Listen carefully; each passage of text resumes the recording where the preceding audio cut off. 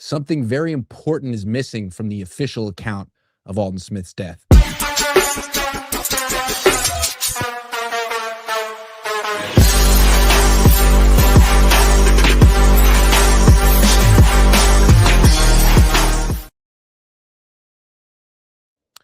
Welcome to the Cohn Zone presented by Prize Picks. We're the Cohns, Grant Cohn, Lowell Cohn. The last time we did our show, Aldon Smith was alive. My dad and I were together when the news broke that he passed away. It was shocking. It was tragic. His whole life was tragic. So we're going to talk about what was so sad about this and further issues we have with the journalistic retelling of what happened, Dad. So what was your take on Aldon Smith's passing? Well, you knew him better than I did. I spoke to him occasionally. In all my interactions with him, he was extremely polite, pleasant, well-spoken. And that just shows that it's so hard to know somebody. You know, if you met him, you'd think, oh, he's a really solid citizen. But obviously he wasn't. He was a tortured person. And I think his whole life was a march toward death, to a very young death. What I find particularly, since I didn't really know him, I don't grieve for him the way I would for someone I knew. But I would say it's a story that touches people, not just because he was a famous athlete, but it's a story of a young person who goes in the wrong direction. And it's a tale for all of us. We all could have gone that way. He had so many problems with drugs and with alcohol. I'm sure he had an illness. All of us who are not that way are lucky we're not. And there are choices you make in your life that lead to a happy life or a tragic life. And he had maybe a tragic life, but certainly a sad life, a very sad life. And the other thing, you and I were talking, there's a great short novel called The River Runs Through It. Most people know it as a film. I don't care about the film, but it's a great piece of American prose, only 104 pages. And there's it's basically about fly fishing, but it's of course not. And the narrator's older brother is a great fly fisherman, but he's lost as a person, and everybody reaches out to help him. And one of the things the book sort of discusses is you can't really help people who can't be helped. You can reach your hand out, but they have to reach to grasp your hand. And poor Aldon couldn't do it. A lot of people, I'm sure, tried to help him, and he couldn't grasp the hand that was out there. And I'm sure a lot of people took advantage of him also, Iggy. You know, Yes. I think maybe even as much as I like Jim Harbaugh, I don't know that he really had Aldon's welfare at heart. You know, the morning that he crashed into a tree and then he practiced that day. I'm not making that up. That really That's happened, true. right? And then he played that weekend. Even Don Nelson, who I don't think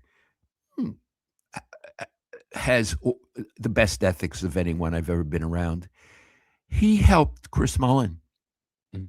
got him off the team when it was clear Chris had real problems with alcohol.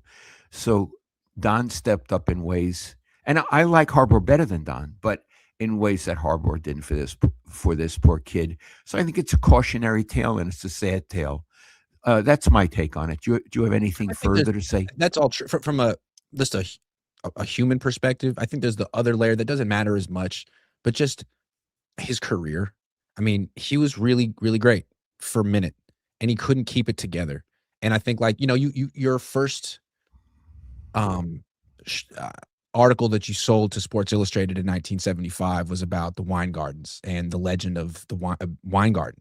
Like, Aldon Smith's gonna be a legendary figure. Like, I'm sure my kids one day will be like, "Dad, did you see Aldon Smith play? What was he like?" What and it's an incredible story. At one point, he might have been the best player in football. He was that gifted, and this is how his life ended at 36 years old. It's kind of hard to explain. Yeah, and it's also shocking. Yeah, It's shocking. yeah. Iggy, we have a wine club, and we meet once a year, and it's a lot of fun. It was at my house this Saturday night, and Iggy was there, and Matt Mayoko was there, and Annie Killian was there, and we were just staring at each other. What do you do Yeah. about this? I Mhm. mean, he we're getting together, and the news breaks that Aldon Smith died. And everybody, I noticed, especially you and Matt, you both went off privately and you were quiet, and he was on his phone, and you did a little video, and it was it was sort of shocking, and I could see it on everybody's faces. Yeah. I mean, so it happens, and I think everyone maybe makes an assumption like, okay, this is another, you know, we know his past, so maybe we think we know what happened, but no details came out when they said that he passed away, and then we're waiting for some clarity. And late at night, the San Francisco Chronicle comes out with an article by Noah Furtado and an investigative reporter interviewing the friend of Alden Smith who was with him the entire day and whose car Alden Smith passed away in. And this is like the second part of the story that blows my mind. Like this particular story, they had this primary source. He explained so much, and they just ran with it as complete fact, gospel. Okay, a couple of things to say before we get into it. Mm, We don't know why Alden Smith died. no, When I heard it, I immediately thought, "Oh, drugs." But who I don't know. knows? I mean, Mhm. so I'm saying I have no idea what caused his death, and there'll be toxicology reports, et cetera, and a postmortem, and this stuff will come out later. In addition, I'm going to talk about the Chronicle. I want to give them credit Yes. for finding people who were with Alden Smith at the last moments. I think that was really impressive journalism. They went out and got the story, and I give them all credit for that. Yeah. I do have a problem, though. Again, I want to praise them, but I have a problem with how they did it. They somehow connected with the person who was driving Alden Smith around. Mm. They were together. Iggy, the name was a little hard for me. Amir I don't. Shirazi. Amir Shirazi. So, Shirazi, okay, Yeah. who may be a very nice man. I don't know. I've never heard of him. I'm never going to meet him. The Chronicle presented his first person narrative as how it happened. Mm. And it may very well be how it happened. But I always learned in journalism, you need to have a couple of sources, Mhm. because we don't know if the Shirazi is an entirely reliable narrator. We don't know. I Mm. mean, it would be nice if they had it put, maybe they couldn't get someone else on deadline. I understand that. Mm. I think there should have been a line in the story saying, this is one man's account of what happened to Alden Smith, but more facts will come out later, which may alter or modify this account, Mm. um, because we may learn things. For example, Shirazi may be a really stand up guy, but we don't know what his involvement was. There's a Mhm. detail in the story that he was driving around with Alden Smith. They were going to deliver some pizzas to a charity, but he first had to go home and turn on some lights. Iggy, I thought about that a lot. It was daytime. So why did he have to go home and Yeah, turn they on they deliver lights? the pizzas, they go home, and the reason to go home is he needs to turn on lights at noon. That doesn't make any sense. And then I he just goes don't get. inside and comes out, and Alden's dead. So he turns his back for a second, and Alden dies, and he says, Yeah, "He seemed perfectly fine." yeah. Now they did have a good detail in the story, which I praise them for. The pastor, where they delivered the pizza, said he looked tired. He didn't look good. Are you okay? So which is good. There are two different, somewhat conflicting impressions that you get. But I do think the Chronicle should have said, this is one man's take, and more details will come out later, as just let me finish, Iggy, as opposed to presenting it as absolutely what happened, because we don't know about that. And I'm going to say one more thing, Iggy, and then I'll let you go on. This Shirazi, I'm not a policeman, but I'm sure the cops have a lot of questions for him. What were you doing? What were you doing before he died? Why did you go to your house? Things like that. So I think the Chronicle should have just tempered it with one paragraph saying, maybe even, we've talked to Shirazi. I'm sure the police will talk to him too, and more may emerge. I'm sorry, what were you going to say? No, that's. I was just wanted to say that the one detail in the article from the Chronicle is they quote Shirazi as saying that he thinks Aldon Smith died of natural causes. It's like, well, you weren't there when he died, according to you, and you're not a doctor, and the toxicology report hasn't come out yet, and they'll, say whether they think it was natural causes or not. And so for the Chronicle to run that particular quote and not say like, obviously it's not confirmed, and we'll have to find. It just seemed a little strange. Yeah, Iggy, I totally agree with you. That's Mhm. a case in point. Again, all credit to the Chronicle for getting what they got. I just think that it should have been a little more what I understand about journalism.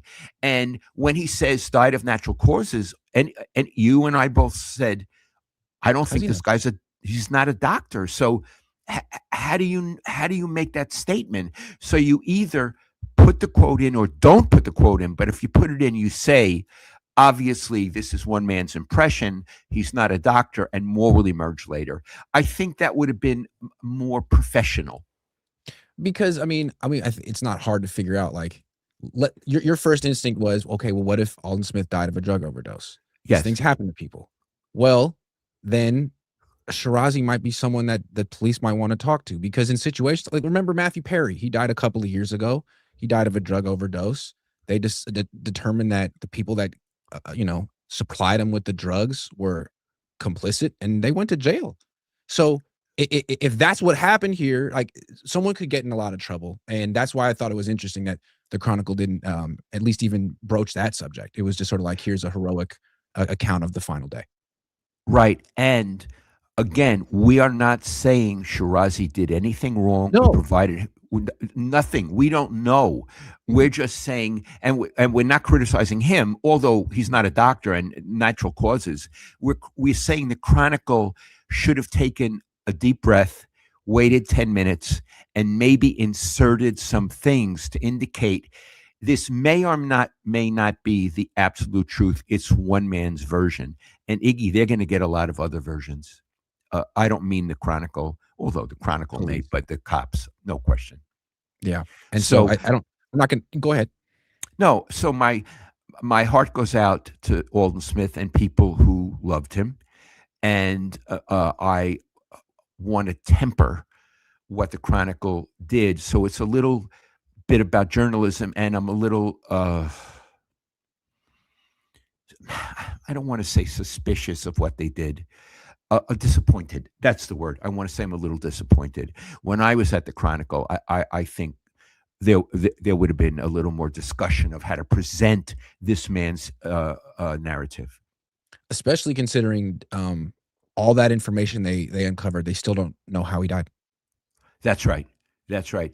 And Iggy, I would be, I don't know, natural causes. I don't even know what that means. And Yeah, so like he just had a random heart attack, yeah, maybe I don't know. 36 years Eh, old. Yeah, I just don't know. I'm not even sure what the phrase means, and I understand why someone would say that. He was okay when I walked into the house and he died, and it seemed, I didn't see him using any drugs, and it seemed natural. Fair enough, Yep. but you're not in a position to say that's why they have, postmortems. And I have a feeling this story isn't over. We'll find out what the toxicology report has to say.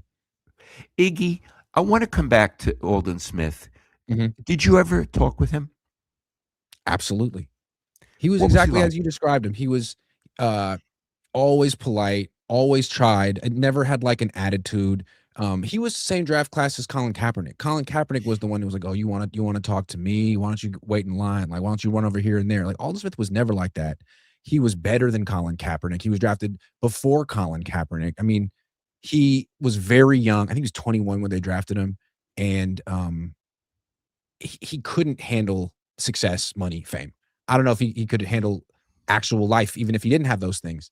But despite that, he was always extremely pleasant to journalists. Extremely. That's how But I don't know that I that meant found. he was a good person. I don't know. I mean, he was arrested for battery multiple times. Like he was very complicated and flawed, and he could be nice. He was always nice to me, but I don't know. Yeah, one of the things you learn when you're a sports writer is athletes present themselves to the media a certain way, and some of them are clever and savvy, and they come across as good guys. O.J. Simpson did. Mhm. That doesn't mean they're good guys. It means how they present to the media. Now, I'm not saying Aldon Smith wasn't a good guy, but he had a lot in his past, the battery, which would make me think I might not want to be alone with him, especially if he had been drinking. Yeah, like Brandon Ayuk's never been arrested for battery. He's never hurt anyone. Right. So let's talk about Brandon Ayuk. I think it's interesting that Alden Smith's passing happened right during this strange episode with Brandon Ayuk, both related to the 49ers. How do you look at the Brandon Ayuk situation sort of in the context of Alden Smith's death? And Iggy, I love the question. I think they're related. I do. And I'm going to do the best I can here. I think because of all the strange videos that Ayuk has put up, me, I'm not a doctor. I'm not a psychiatrist. I look at it and I think this is strange behavior. Mhm, I feel, again, I could be 100% wrong. This is a guy going through a tough time and he's acting out like a child.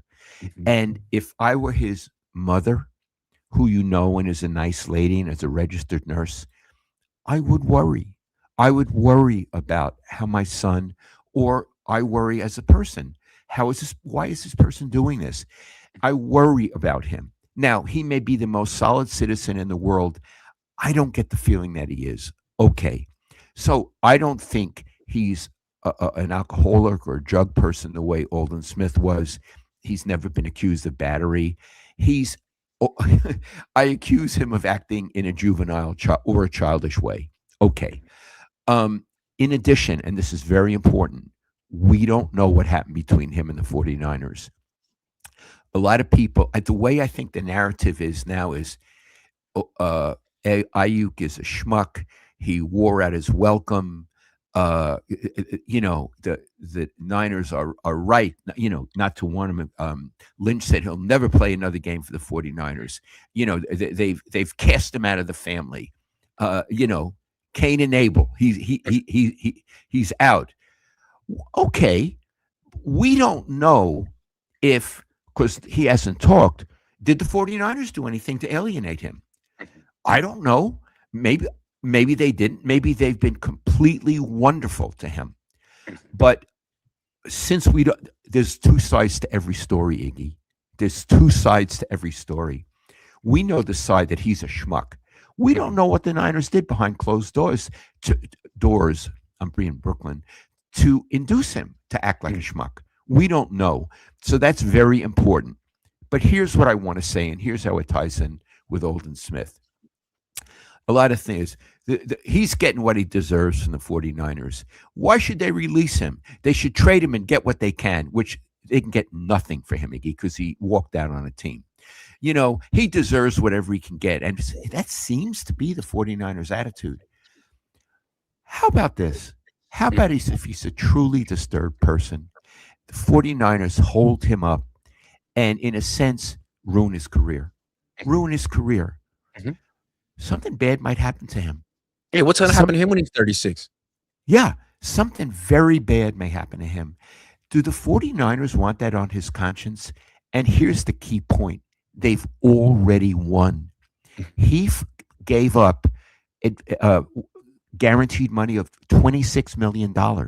He said, I don't want it. He didn't ask the Players Association to help him. That's a lot of money to give up. So the Niners won. And he probably will have to give back part of a signing bonus too. So it'll come to over $30 million that he will have given or will have to have given up for the team. I think that's enough The 49ers won. What more do they want? I think if someone there has a heart or cares how they look in Mhm. considering what happened to Alden Smith, they should say, we're just going to release you. Go, have a good life. And if you want to play for Washington and we're going to play them this year, we'll kick your ass. Well, go have a life because we don't want to have another tragedy on our hands. What Right. do you think about that, Iggy?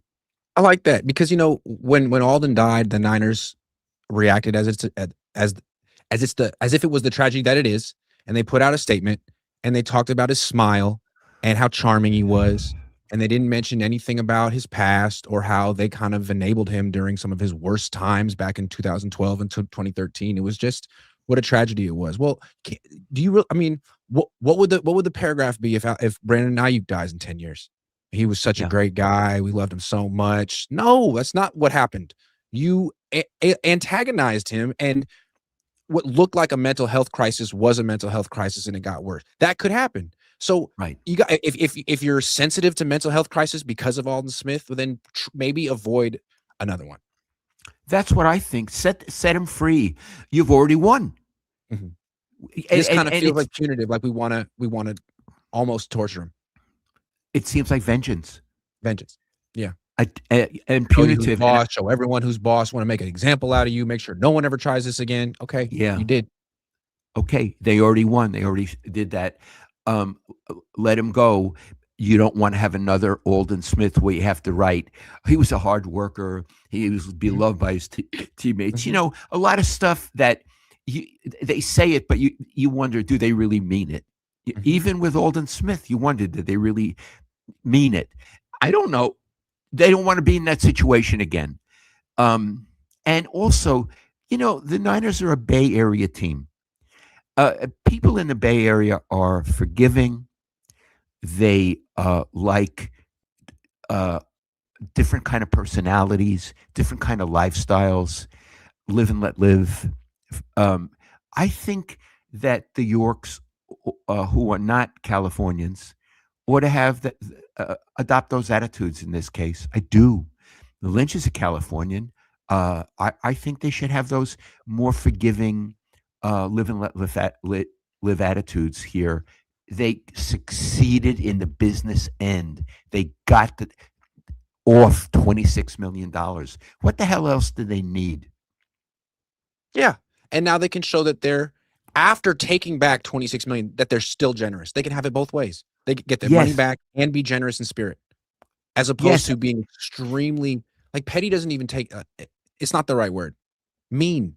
And I don't even know if mean, that's the right word. yeah. Yeah. And Jed would look good, and Jed, could give a little news conference, we're explaining, or Lynch, why we let him go, and they would look like good guys. And what's more, they'd be good guys. They still have a chance to be good guys. And I think, again, I'm not taking Ayuk's side. I don't know Mm. what the hell happened. I'm saying going forward, I think this is the way to go, especially in light of poor Alden Smith. I do. Yeah, these mental health crises are real, and Alden's not the only one going through them, and you want to avoid them. And yeah, and it seems like this is a guy crying for help. He's putting out a video every couple of days. None Yeah. of the videos really make sense. He's dancing. Yeah. I mean, come on, guys, don't play a part in what this could be. Yeah. Okay, Because this is let's serious. This is very this is serious. serious. This is serious because what I see, and the last thing I'll say about it is like Niner fans are taking the Alden Smith thing very seriously. What a tragedy! It's so sad as it is. And then the next sentence is like, man, screw Brandon Ayuk. He's the first person to ever get CTE from a knee injury. It's like, wait a second.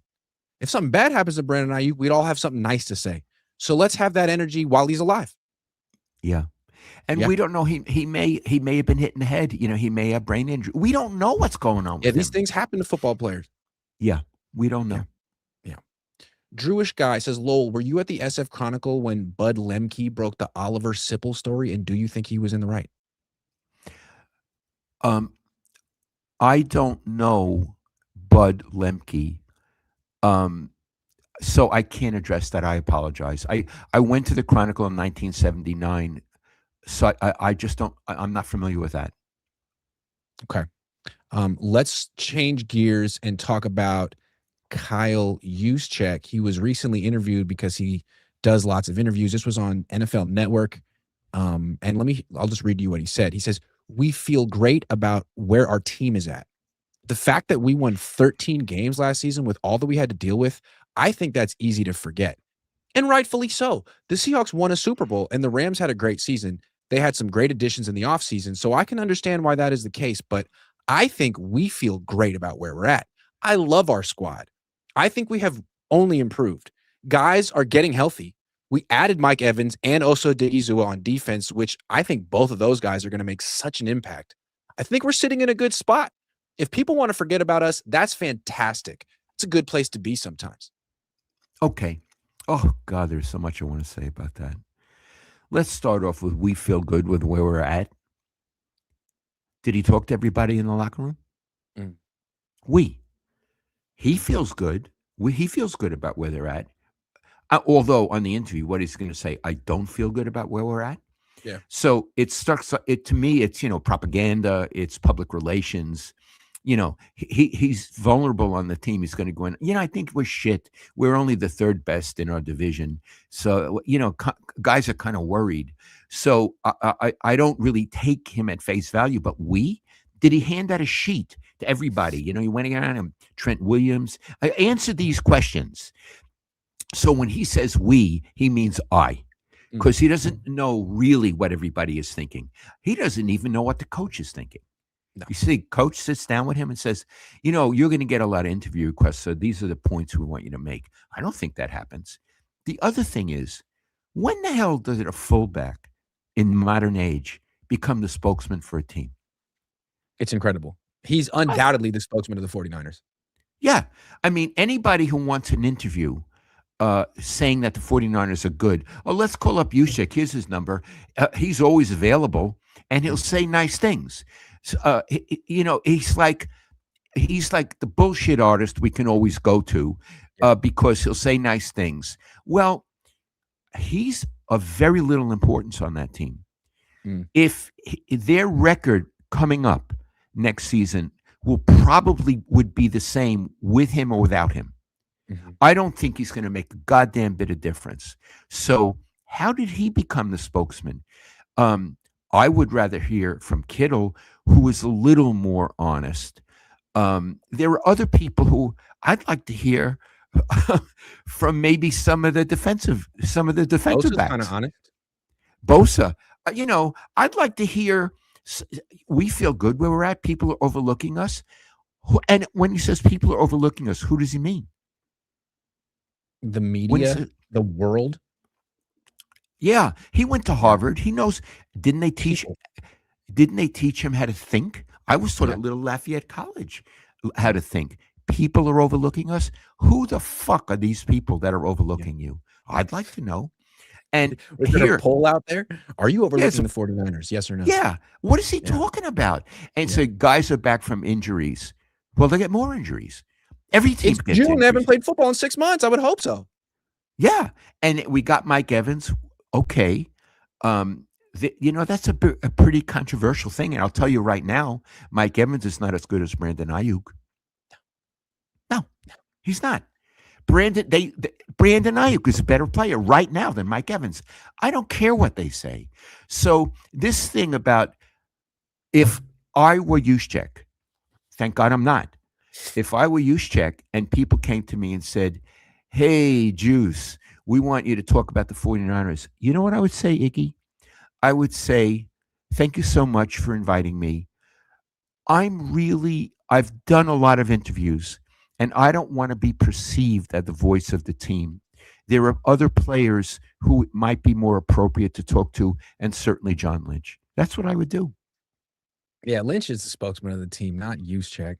And I guess what gets me about Juszczyk is, again, I grew up as a Niner fan, and my favorite player was Steve Young. And I remember how he talked about the team, how he led, how he was never satisfied with coming in second. And what he said about the team that finished that last year's team. He was on the radio 6 months ago. He said, yeah, they won 12 games, but it really felt like more of a 9-win team.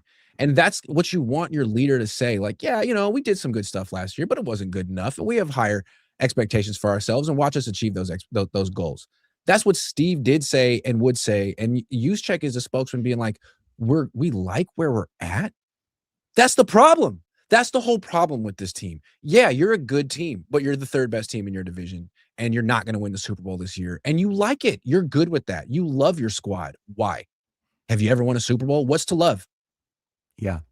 Iggy, I love what you're saying. Steve would not have liked that. Steve was critical, and he always wanted them to be better. He would not be complacent, and it almost sounds like Juszczyk is complacent. You Yeah. watch. Well, we're gonna beat out the Rams, and we're gonna beat out the Seahawks. No, Iggy, they're not. They're not as good as It those didn't even squads. sound like that. He's like, well, I mean, the Seahawks, yeah, they have a Super Bowl team, and the Rams, they got Myles Garrett. So, there's no shame in being the third best team in the NFC. We still have a chance, but I like being third best in the NFC West is okay. I kind of like it. Yeah, yeah, we It's kind of like what it where sounded we're like to at. me. Yeah, Yeah, we I mean, like where we're with at. all due respect to the Seahawks and Rams, they're really good, but we're almost as good as them. Okay, here's a test for you, Iggy. What should he have said? Goes on, what should he have said? Or what would Steve have said? Either way.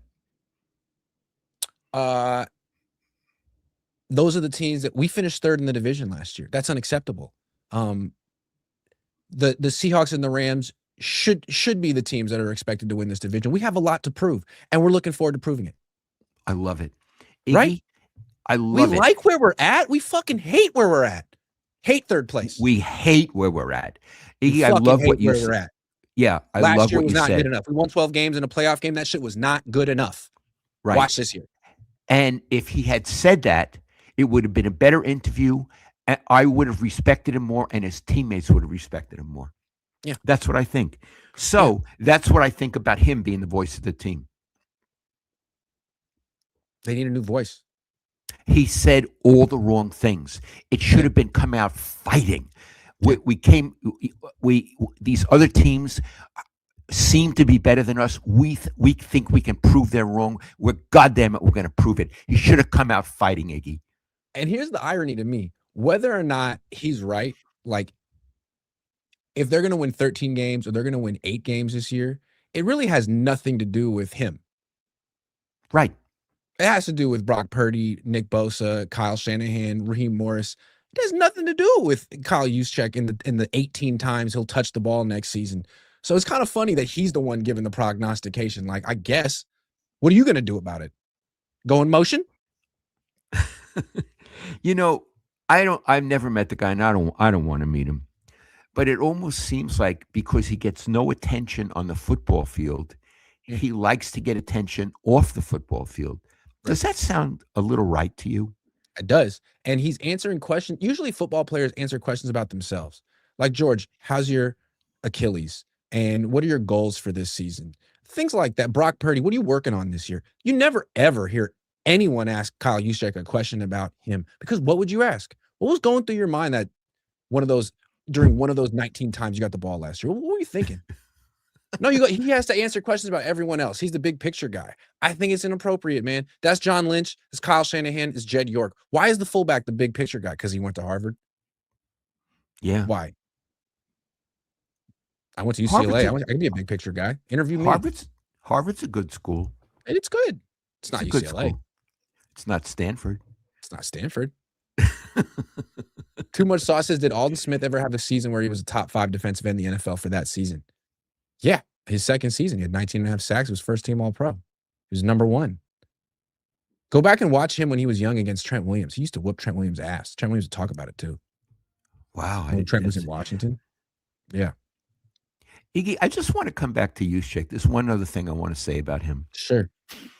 If you're a fan and you don't really go in the locker room and you don't know him, because when you get in that sacred space, which fans don't go into, you learn a lot. He is always ready for interviews, visual, TV, streaming, stuff like that, so he could show his face and he could talk. He's the one who lobbied to keep the media out of the locker room. Yeah. Am I lying, Iggy? It was him. It was him. Yeah. When you're a reporter, you cover any team in the Bay Area.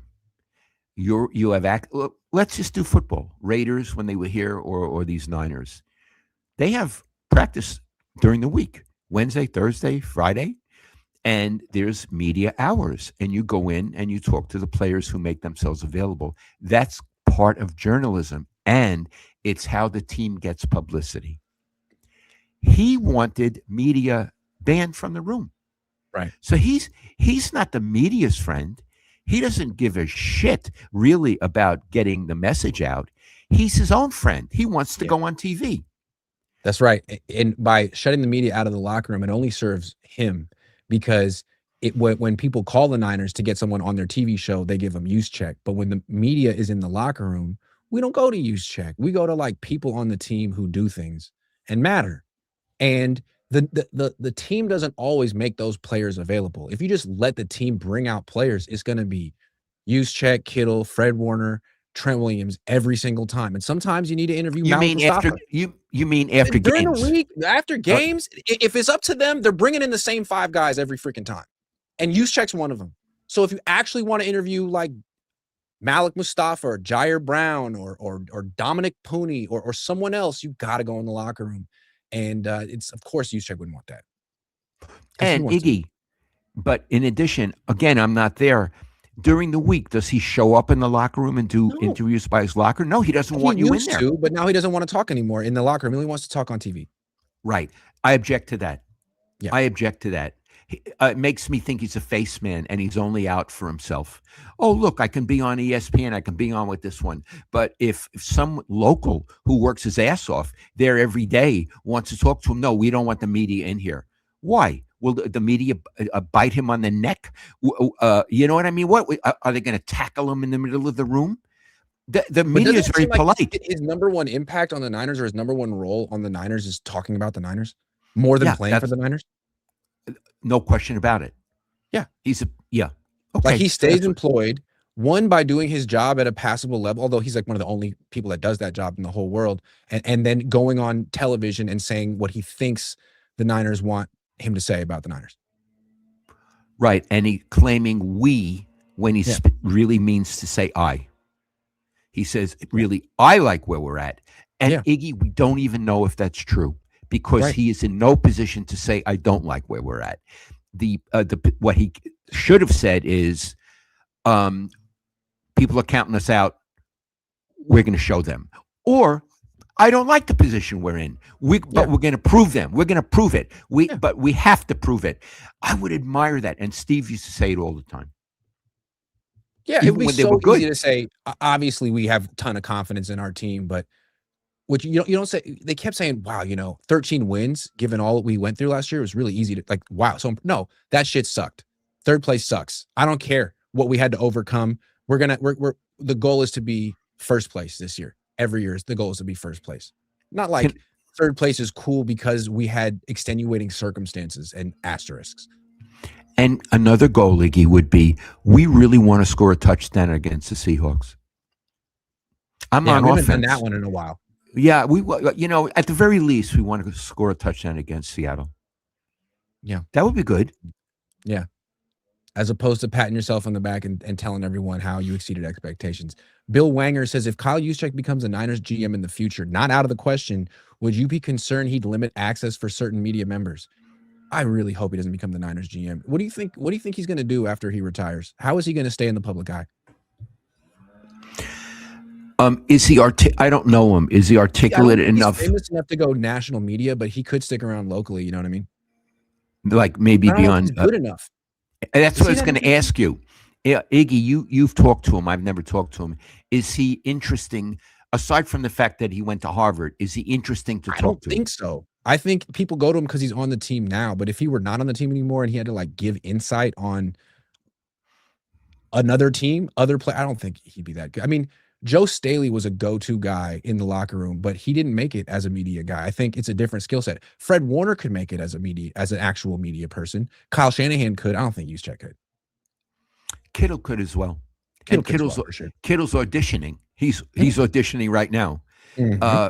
But I can't speak for Juszczyk. But here's the thing: what he's going to do after he retires, why would I care? No, that's a great point.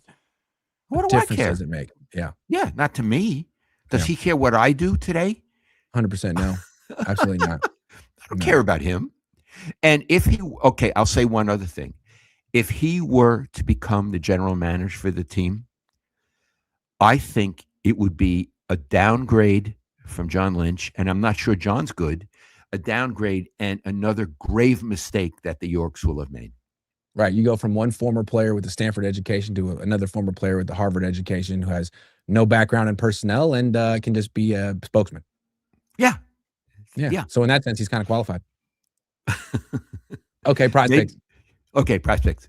Prize picks, prize picks. The Giants have the day off. So why don't we do some, I don't know, Dodgers prize picks? Their pitcher today is Eric Lauer. 3 strikeouts, more or less. He had 5 in his last outing. Could I learn a little bit more? Like, who are they playing? Who are they playing? They're playing the Tampa Bay Rays, and they're playing them in LA, and it's tonight at 7:10, and it should be kind of warm. Iggy, Tampa's a good team. They are. What's this guy Lauer? What's his record? Let me tell you. Eric Lauer stats. Give me 2 seconds here. All right. He's 1-0. He's had 3. No, they traded. He was with Toronto. He was 1-5 with Toronto with a 6.69 ERA, but he has 3 starts with the Dodgers, and he's 1-0 with a 2.76 ERA on the Dodgers. Okay, and the question is 3 or more strikeouts? 3 strikeouts, more or less. But hold on. Could we see what his strikeout to walk ratio is? His strikeout to walk ratio is on the Dodgers in 3 games is 5 strikeouts to every walk. He's hot. Okay, so I'll say more. Okay. That was very scientific. I like that. I'm scientific. How about Nick Martinez? Do you think he will? We can only do more on him if we like it. Do you think he's not good? I don't want to forget Nick Martinez. I don't even forget him. Shohei Ohtani, you think he'll get a hit today? Absolutely. Okay. Can I just say something? Yeah. I feel as confident that Ohtani will get a hit as I feel confident that Devers will strike out in a game. That's always fun. The Devers is very consistent in that way. You got to appreciate that. Yeah. Okay, why don't we go to hitter strikeouts and get someone from the Rays? Let's see. Jonathan Aranda, Junior Caminero. What about Junior Caminero? He's going to strike out. Look at Junior. He's striking out. Can you tell me a little about his strikeout? Well, he had 1 strikeout yesterday, 3 the day before that, 2 the day before that, 1 the day before that, and 1 the day before that. So I don't really know any. I've never heard of him, to be honest. But look at that. I'm saying 1 strikeout. 1 strikeout. I love his name. Junior. I do. I love Caminero. It's a great name. Yeah, I love it. I think it's a great name too. Okay, that's the lineup. We're gonna go with 3-man lineup. Flex it. Put $20 down, and submit it. Go to app.prizepicks.com or download the PrizePicks app. Use promo code HMA. Play $5 and get 50 instantly in lineups when you use promo code HMA. All right, speaking of Giants who have the day off, let's talk a little bit about the San Francisco Giants' future, since it's the offseason with the Niners and the Giants are playing right now, and the trade deadline's coming up, and they've been hitting. In terms of OPS, they're in the top 10, I believe, or they were a few days ago, but they lose so much. They're so far under 500, but some people are saying future's bright. Bryce Eldridge is here. What do you think, Dad? Is the future bright for the Giants? Okay. There's been a lot of buzz lately that even though they have an abysmal record, that there's really, if you look more closely, there are a lot of good things on the team. Like, they have good hitters. They currently are hitting. Let's talk about who's hitting. Jung-Hoo Lee is hitting. Arise. Iggy, I love Arise. He's like, to me, a little Tony Gwynn. He hits all over the place. If you're playing off the line at third, he can push a ball down there. I mean, he's really an intelligent, gifted hitter. Casey Schmidt is falling a little bit, but he's hitting. Chapman, who I don't think will have a good average, is beginning to hit a little bit. Devers does what he does. Eldridge is hot. Yeah, Eldridge seems, for a month, he seems very good. But I've seen very good hitters come up, and then the league catches up to them. So we don't know. So yeah, but Iggy, where do they stand? OPS, forget it. In runs scored, Well, in OPS, they're 12th, but let me get runs per game. They are 21st. out of 30. 21st out of 30, 4.11 runs per game. The Dodgers are at 5.36. Yeah. So in the only really important category, how many runs do you score? They stink. Yeah. And what's more, Iggy, you could say that they have some good position players, but I think a lot of them are overrated. Adames, I can't stand him at shortstop. Iggy, aside from Logan Webb, who I thought was finished, but God, is he gorgeous. I watched him yesterday. Love to watch him work. He's He's a back. really good. Yeah. He is so, I mean, put him on the Yankees. Yeah. He'd be a 20-game winner. Mhm. Anyway, Iggy, they have no pitching. They're starting pitching. They have a bunch of 4-inning pitchers, and then they fall apart in the 5th inning. Even Robbie Including Ray. Robbie Ray. He's a Yeah, 4-inning pitcher at best. yeah, and they just made Killian the closer. Okay, he's pretty good, but He just got hurt. You hear about this? No, I didn't. They pitched him 3 days in a row and he got hurt. He's hurt right now? I believe so.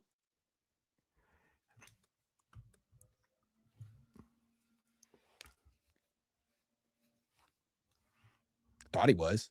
Maybe I'm wrong. I heard on the radio this morning he was on the IL. I didn't hear that, Iggy. Okay, sorry, I'm wrong. Okay, anyway, I'm assuming he's going to be an adequate closer, but Okay. their bullpen is so up and down. And anybody who knows anything about baseball knows you got to have really Keaton good pitching. Wynn is the one who got injured. Sorry, Keaton Wynn. 2 days in a row. Because they've overused him. Keaton Wynn. They've Not overused Keaton him. Wynn. Yep. But they have, and that's on the manager. They've overused him. Mhm. They don't have any pitching, starting or reliable relief pitching. So to me, a team like that I'm reading, they have the great shortstops in the minor leagues. Well, how the hell do we know they're going to be good in the major leagues? How about pitchers? Who are your pitchers? Don't tell me about great shortstop in the minor leagues. Who are your 1 through 5 starters? Yeah. 1 through 5. I don't see it. And where are the prospects in the minors? They keep talking about their offense, but where's the pitching? That's what you built your dynasty around. Yeah, right? All homegrown pitchers. Tim Lincecum. Bumgarner, Kane, Jonathan Sanchez. I mean, they had all kind of guys. Yeah. Yeah. I don't get it. So do I feel optimistic? I think they should be trading I think they should be selling at the deadline. This team is so bad. They should trade Arise. Okay. I think they are going to trade Arise. Mhm. I got a tougher one for you. You're the general manager. You're Buster Posey. I don't want you to be Buster Posey, but right now you are. Logan Webb, you trade him? I would trade him. And the Tell me argument why. not to trade him is that the future's bright. No, it's not. The future is not bright. This team is bad. You're not going to be competitive next year. If you were going to be competitive next year, you'd be competitive now. What's going to be different about next year? Team sucks. And you don't deserve Logan Webb, and he's nearing the end of his prime. So trade him for a few players who are Bryce Eldridge's age, and build a new team that's really young. They would have to trade him for pitchers. Yes, absolutely. Absolutely. For really blue chip prospect pitchers. But Iggy, by the way, I agree with you. I would trade him. I would trade him, and I would hate to see him go. And I would trade Arise, and I would hate to see him go. But you have to say, no, this team sucks. And now we've got to go back to basics like other teams have done. I'll go further. If a team wants to trade for Jung Hoo Lee, I'd trade him. He's a good player. If a team wants to trade for Casey Schmidt, I'd consider it. If you could unload Chapman or Adames, you have to. Iggy, they should be so lucky that they should unload. That won't happen. That won't happen. Right. But they could trade Jung Hoo Lee. Good player. But you're now looking for like a team that you can put around Bryce Eldridge or something. A team of young players. Right. I agree. Because you're not going to be good next year. No, not with these guys. And if you have young guys, you might not be good, but there's hope. With this bunch, there's no hope. Because Iggy, do you think this group is going to finish the season at 500? Absolutely not. They're going to finish the season more than 10 games under 500. I think so. You know, they have Devers a is big 29, Arise is 29, Adamas is 30, Chapman's 33, Jung Hoo Lee's 27, like Casey Schmidt's 27. They need to get younger players. Yeah. Yeah. And it's interesting though, like they'll win a game and there'll be all this optimism around the Bay Area about where this team's going. Like, what are we talking about? They haven't been good in a long time. They're 14 games under 500. I don't know. I guess it's hard to just hammer them every single day. And we don't talk about the Giants every day. Maybe people who do are trying to like switch it up and have nice things to say, but I don't think there's much nice to say about this team. I'll tell you two things that, again, I don't know the owners, Iggy. I've never met these people. I don't know them. They made two big mistakes. I'm going to say it right now. It was a mistake to hire Buster Posey. Great player. What was his pedigree to put together a team? I understand why they did it. Big name, everybody loves him. So far, he's been a flop. Is that unfair? No. A flop. Absolutely a flop. Putting a team together, long-term contracts you can't get out of. You can't get rid of Devers these guys. Trading away Kyle Harrison, hiring Tony Vitello. Well, that was the next mistake. Now, I can't say that Vitello's done a bad job, but I can't say he's done a good job. You can't say, oh, he's done a good job. So they hired two inexperienced guys to run the team. What the hell? These are the San Francisco Giants. How did that happen? How did they let that happen? So I see this as a group, as an organization that is floundering. I don't see any light at the end of the tunnel. I don't believe in Buster Posey, and I don't know if I can believe in the manager. I mean, I guess I could understand the logic of bringing in a manager from college baseball if the plan was to trade all the vets and bring in a bunch of young players. Because then it's like, okay, well, he's already coached players this age, and maybe he'll help develop them. But they haven't done that. Most of their players are in their 30s. I don't know. It seems really strange. You know, that's a really good point you made, because you assume a college coach has a little rah-rah in him, Hell right? Yeah. Maybe can help young guys transition to the pros. And build up their confidence and all of that kind of stuff. Yes, but what's he going to say to Devers? That Devers, they probably know more about big league ball than he does. Right. So for this team, it doesn't seem like a good match. No, unless they're thinking about doing what we suggested, but it doesn't seem like they're thinking about doing it. They seem like they're telling themselves they're going to be good next year because they can hit, I guess. Can't score. You know what they should do? Here's what they should do. And I know it. I'm going to say it. The next time someone wants an interview, do you know where I'm going with this? They should call up you, Jack. Because he'll know what to say. Yeah. You know what he'll say? I'm going to say it. I don't want you to say it. He's going to say, it's true. We're 14. We like where we're at. I think they should call up Juszczyk, and he'll make him. He could still be a 49er. That's true. But he could be a bit of a shill also for the Giants and get extra, a little extra money. They should. In that sense, he really has the skill set to be a very good local journalist. Yeah, he could show for all the teams. There's a role for that. we like on his Iggy on his tombstone. He could write. They could write. We like where we're at. I'm sorry. Now that was mean. That was mean. Too much sauce says there's no way Devers is still in his 20s. More like 39. It's true. He looks like a senior citizen when he gets up there. He does, man. Tommy Huxley says fire vitamin jello immediately. What I don't understand is people that say Vitello. It's Vitello, right?